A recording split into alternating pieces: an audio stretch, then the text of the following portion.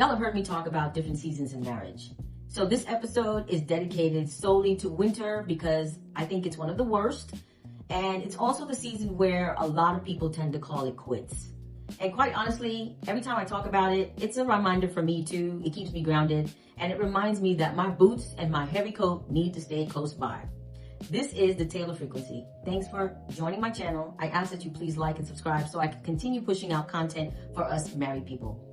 All right, so that winter season. I'm talking about the season where it's not just a bad day. It's not just a rough week. It's a season where everything just feels cold, right? It's that season where no matter how much you're wearing, no matter how much you're bundled up, you can still feel that cold in your bones. Yeah, like the Chicago winter. Yeah, that one. But know that there are variations of winter because you got the season of winter where everything is just frozen over. And then the other one is where you still see snow. It's light, but it's sprinkled all over, but you can still see the ground. But I want to talk about that frozen winter because, again, that's the hardest. And that's when the conversation between the two of you guys are short. You guys are distant. There's no intimacy. You're walking around the house like roommates. And here's the part that nobody prepares you for. You know, in that winter season, it will make you question everything. You know you're happily married at one point. Look at the wedding pictures, and then you get to the point where you're like, did I choose the right person? You know, is this fixable? Is this gonna last forever? And is it always gonna be this way? And while you're still sitting in that emotional cold, you look around and it's almost like you're the only one going through winter because everybody on social media, there's so many platforms that's talking about how single life is the best life. And if you're not happy, you should cheat or get a divorce.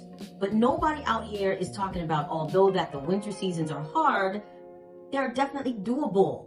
So I'm here to do just that. What do we married people do when we encounter that hard winter season? Well, first of all, don't leave. I'm telling you straight up, winter will take work, but don't leave. Don't choose to walk away because winter is not a permanent season, right? Winter doesn't last forever unless you want them to. And here's the truth about marriage that everybody should consider. That every strong marriage you see out there experiences a winter season. And they experience the winter season not because their marriage is broken, but because winter will expose the realness, which is how they became strong in the first place. My mom always said, God will always schedule an enemy in order to build your resistance, especially in your marriage. Because the enemy doesn't want us to be happily married. The enemy is going to be the one who makes your leaves fall off. It's going to be the enemy who's going to expose things of your spouse. It's going to piss you off. And it's going to be both the enemy and the winter that will have you second guessing if you should go or should you stay. Your habits are going to be tested. Your patience is going to get stretched. And that commitment that you made on your wedding day is going to be evaluated. And if you're not ready for these tests, your winter will convince you to just walk away and quit. And here's the thing that most people don't realize. Summer is never too far behind. Now, not knowing that, if you didn't stay and you didn't work it out and you didn't push through the discomfort, then you're going to be in a completely different season. But if you do it, you'll be sitting on the other side. You'll be sitting in summer season. And let me say this, lean in. Some marriages didn't fail. They were just abandoned in the winter.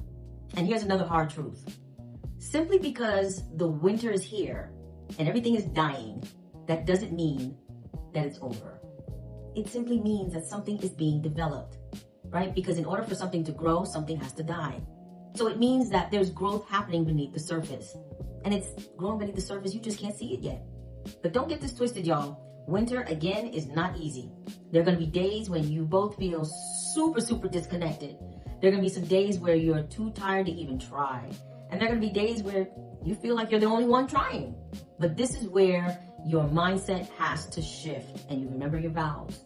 And when you do that, you stop asking, why is this happening to us? Why does it feel like this? And you start asking the question, what is this season trying to teach us? Because let me tell you, if you can fight through and push through your winter, if you both can stay grounded when it's super uncomfortable, and if you both can just keep choosing your marriage, especially when it's not giving you immediate rewards, that's when you're going to earn summer. That's when the sun is going to come out. That's when you feel reconnected. And that's when you guys are going to find yourself not just being in love, you're going to find yourself becoming rooted together. You know, this is going to be like watching a magic show. If you know what the magician is going to do, you're never going to be surprised. So I'm telling you, before you walk away, before you convince yourself that your marriage is over, ask yourself this. Is my marriage really broken? Or are we just experiencing a winter? Because if your answer is winter, then again, don't quit. Stay in the fight. Do the hard work. Have those conversations. Find a way to reconnect. Because I'm telling you from experience, on the other side of that winter season, you'll be sitting in the summer season and you'll be doing it sitting in your bathing suit. You guys will be smiling, you'll be reconnected, and you'll see each other in a different light.